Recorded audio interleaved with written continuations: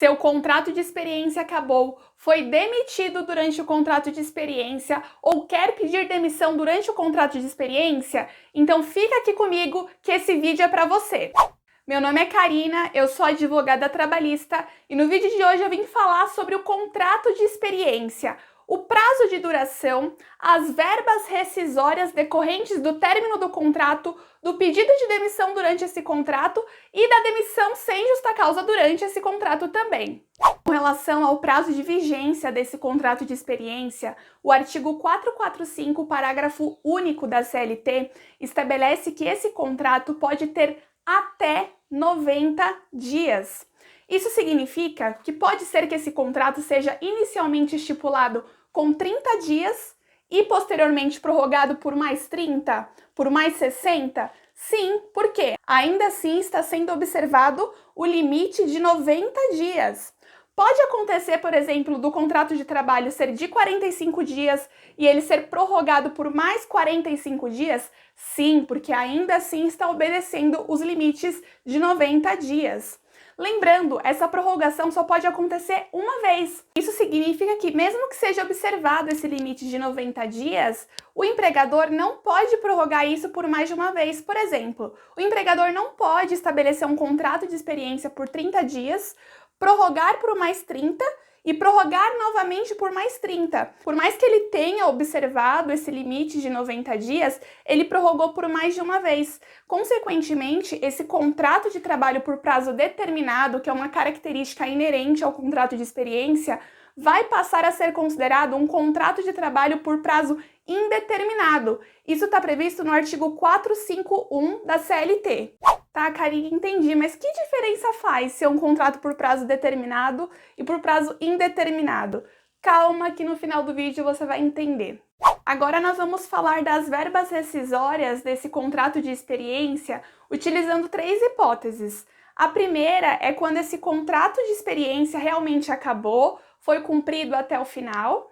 A segunda hipótese é quando esse empregado é demitido antes de terminar esse prazo estabelecido no contrato de experiência. E a terceira hipótese é quando o empregado pede demissão antes de terminar esse prazo estabelecido no contrato de experiência.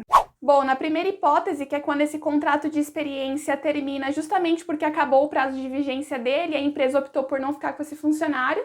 No caso, esse empregado vai receber somente o saldo de salário, que são os dias que ele trabalhou ali durante o mês, o 13º salário proporcional, as férias proporcionais mais 1/3 e também vai receber a guia para sacar o saldo do FGTS que foi depositado ao longo desse contrato de experiência. Agora, a segunda hipótese é quando esse trabalhador é demitido sem justa causa antes de terminar esse período pré-estabelecido no contrato de experiência. Nesse caso, além das verbas que ele já receberia, saldo de salário, 13º salário proporcional, férias proporcionais mais 1/3, ele também vai receber uma indenização correspondente à metade da remuneração que ele receberia se ele tivesse trabalhado até o final desse contrato de experiência. Então vamos supor que ele tenha sido demitido num contrato de experiência que tinha uma duração de 90 dias e ele foi demitido faltando 30 dias para acabar esse período de 90 dias.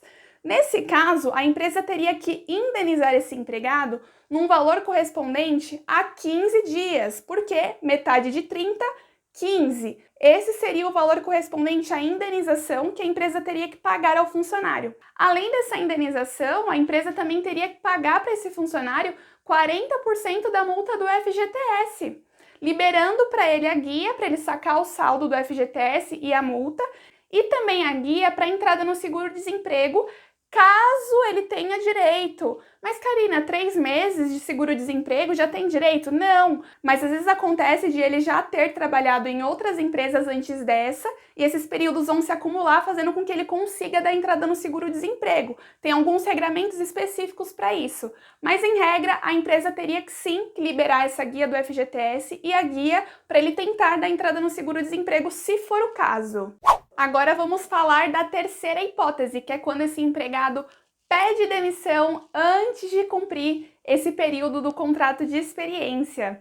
Nesse caso, ainda assim, ele vai ter direito a receber o saldo de salário, o 13º salário proporcional, as férias proporcionais mais 1/3, mas um detalhe bem importante, eu li em alguns artigos aqui na internet, em alguns vídeos aqui no YouTube, as pessoas dizendo que nesse caso, né, quando o empregado pede demissão, automaticamente a empresa poderia descontar dele o valor correspondente àquela indenização que ele receberia, ao invés de receber aquela indenização correspondente à metade dos dias que faltavam para terminar o contrato de experiência, nesse caso a empresa poderia descontar esse mesmo valor das verbas desse empregado. Mas a verdade é que o artigo que prevê a indenização para o empregador, ela não é expressa nesse sentido, né? Inclusive, antes de trazer qualquer conteúdo aqui para o canal, eu procuro sempre estudar o que os doutrinadores, né, que são os estudiosos do direito do trabalho, dizem sobre isso nos livros, e também o que a jurisprudência, né, ou as decisões judiciais que tratam sobre esse assunto.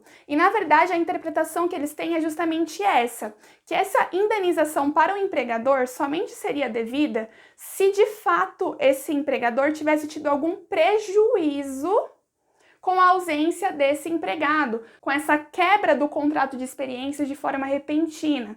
E esse valor dessa indenização estaria limitado ao valor correspondente à indenização que esse empregador teria direito caso tivesse acontecido o contrário. Por isso que eu acho que algumas pessoas acabam dizendo que esse desconto é devido, né, automaticamente, porque até para facilitar o entendimento, né? Mas a verdade é que se eventualmente esse empregado quiser discutir na justiça esse desconto indevido pelo fato do empregador não ter comprovado que houve algum prejuízo com a saída repentina dele, pode ser que esse empregado consiga reaver esse valor descontado nas verbas dele, se a empresa não conseguir comprovar que houve algum prejuízo com isso. Lembrando, isso é uma interpretação jurídica, tá? Pode ser que seja diferente do que acontece na prática, é para isso que a gente destrincha esses assuntos, tentando sempre buscar uma solução, um meio termo, uma brechinha na lei sobre isso. Inclusive, vou até colocar esse artigo aqui para vocês acompanharem comigo e até para vocês interpretarem da mesma forma. Ó, artigo 480 da CLT. Havendo termo estipulado, né, que é o contrato por prazo determinado, o empregado não pode se desligar do contrato sem justa causa, sob pena de ser obrigado a indenizar o empregador dos prejuízos que deste fato lhe resultarem. A letra da lei é expressa nesse sentido de que deve haver algum tipo de prejuízo. Por mais que na prática a empresa simplesmente, a gente sabe, né, vai lá e vai descontar, fato é que existe essa interpretação doutrinária e jurisprudencial que esse desconto só seria devido se a empresa comprovasse que ela de fato teve algum prejuízo com a quebra desse contrato. E aí a gente pula para o parágrafo 1º. A indenização, porém, não poderá exceder àquela que teria direito o empregado em idênticas condições. Isso que eu acho que algumas pessoas simplesmente dizem, então, se acontecer isso, ao invés de receber a indenização, que seria o caso de quando ele é dispensado, esse empregado vai ter que pagar essa indenização correspondente ao mesmo valor para o empregador, sendo que não é bem assim que está expresso na lei. Eu trouxe aqui essa discussão, essa interpretação jurídica só para não deixar isso como uma verdade absoluta, como se esse desconto fosse sempre devido, da mesma forma como eu vi em alguns vídeos e li em alguns artigos na internet, né? Mas vamos supor aqui que nesse caso realmente tenha sido devido a esse desconto, esse empregador tenha tido um prejuízo, ele teve que contratar outro funcionário, teve alguma despesa, enfim. Ele pode sim descontar das verbas desse empregado os prejuízos que ele sofreu, sempre limitado ao valor dessa indenização que o empregado receberia caso tivesse acontecido o contrário, caso o empregado tivesse sido dispensado sem justa causa durante esse contrato de experiência. Além disso, esse empregado não teria acesso ao saque do FGTS, muito menos a multa de 40%, muito menos a guia para dar entrada no seguro-desemprego. Agora, por último, mas não menos importante, existem duas hipóteses em que esse contrato de trabalho por prazo determinado, esse contrato de experiência, vai observar as mesmas regras e verbas rescisórias de um contrato de trabalho por prazo indeterminado.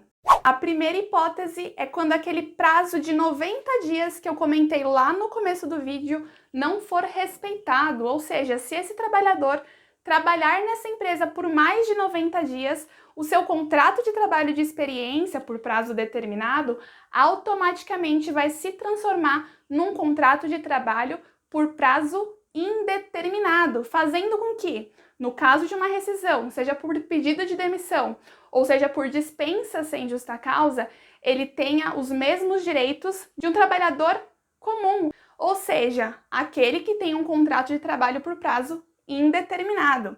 Além da observância desses 90 dias, se a empresa também não observar aquela regrinha máxima de prorrogação de apenas uma única vez no contrato de experiência, lembra que eu mencionei? A empresa não pode formalizar um contrato de experiência por 30 dias, prorrogar por mais 30 e depois prorrogar de novo por mais 30. Ela só pode fazer a prorrogação por uma vez. Se ela não observar isso, esse contrato de trabalho também vai ser considerado como um contrato de trabalho por prazo indeterminado, fazendo com que esse trabalhador tenha os mesmos direitos de um trabalhador que trabalha pelo contrato de trabalho por prazo indeterminado.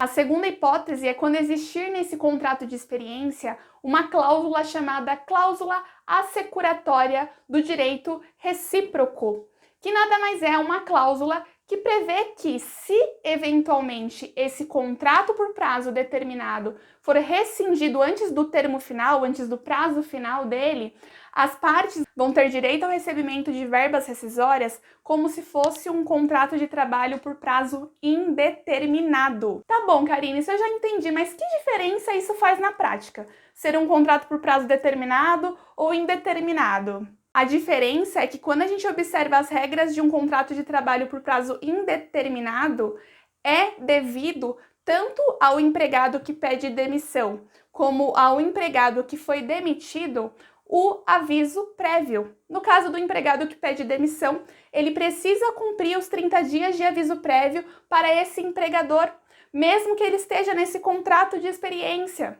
Da mesma forma, a empresa que decidir mandar embora esse empregado que está no contrato de experiência, mas que existe essa previsão de cláusula securatória do direito recíproco, deve assegurar a ele o aviso prévio de 30 dias, deve comunicá-lo com 30 dias ou indenizá-lo no valor correspondente.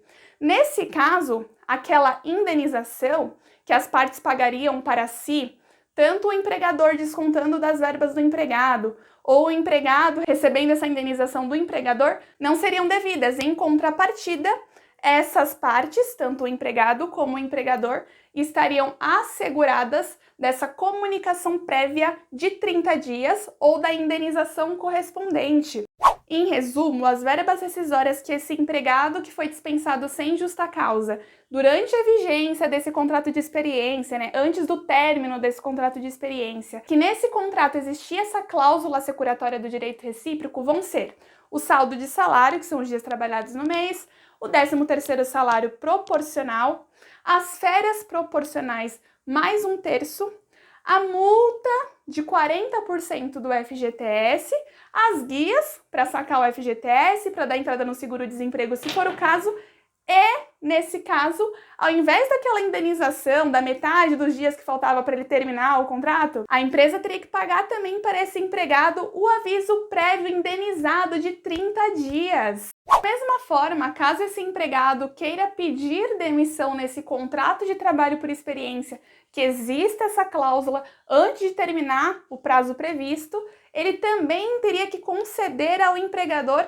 o aviso prévio de 30 dias. Ele teria que trabalhar no mínimo 30 dias para esse empregador. Caso contrário, a empresa poderia descontar das verbas rescisórias dele o valor correspondente a esses 30 dias que ele não trabalhou, aos 30 dias do aviso prévio. Ou seja, seriam observadas as mesmas regras e verbas rescisórias de um contrato de trabalho por prazo indeterminado, que é o mais comum. Bom, gente, então esse foi o vídeo de hoje. Espero ter sido clara com as informações que eu trouxe aqui. Espero que você tenha gostado, tenha entendido. Espero ter ajudado de alguma forma. Se você gostou, não esquece de deixar o seu like, de se inscrever no canal e também de me seguir lá no Instagram, que eu tô sempre dando algumas dicas por lá. Muito obrigada e até a próxima!